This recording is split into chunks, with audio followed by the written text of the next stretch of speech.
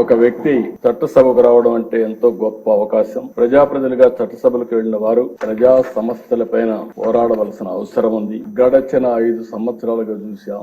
ఇదే కుర్చీలో అంత మునుపు 14 సంవత్సరాలు కూర్చున్నా, అదే అపోజిషన్ కుర్చీలో కూర్చున్నాను. ఆ రోజులు ఇప్పుడు కూడా గుర్తొస్తాయి. ఒక్క రోజు కూడా అసెంబ్లీ సుజావుగా జరగడం గాని, బూతులు లేకుండా అసెంబ్లీ జరిపిన సంఘటనలు లేవు. అదే అందరి మారిగా నాకు కూడా అవమానాలు జరిగాయి. అవన్నీ నేను ఇప్పుడు పోవడం లేదు. కానీ ఆ రోజు కూడా ఒక మాట చెప్పాను. ఇది గౌరవ సభ కాబట్టి ఈ సభలో నేను ఉండలేను. మళ్లీ ప్రజాక్షేత్రంలో గెలిచి గౌరవ సభగా చేసిన తర్వాతనే ఆ సభలో అడుగు పెడతానని వచ్చాను. ఈ రోజు అందరం కూడా దీన్ని గౌరవ సభగా చేయడం కోసం ప్రజాప్రతినిధులుగా మనందరం ఈ సభ ఔన్నత్యాన్ని, గౌరవాన్ని కాపాడవలసిన బాధ్యత మనందరిపైన ఉంది. ఇక్కడుండే నిన్నటి వరకు మీరు ఏది మాట్లాడినా చలామణి అయింది, కానీ ఇప్పటి నుంచి ఆ కుర్చీలో కూర్చున్న తర్వాత ఆ కుర్చీ గౌరవాన్ని కాపాడుతూ మీ గౌరవాన్ని పెంచే విధంగా మీరు ముందుకు పోవాల్సిన అవసరం ఉందని చెప్పి కూడా డిప్యూటీ స్పీకర్ గా వారిని కోరుతున్నా.